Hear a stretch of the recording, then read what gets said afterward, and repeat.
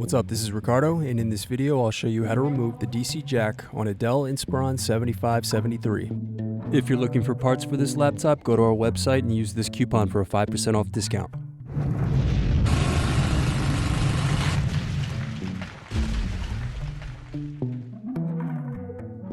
First, remove bottom base screws.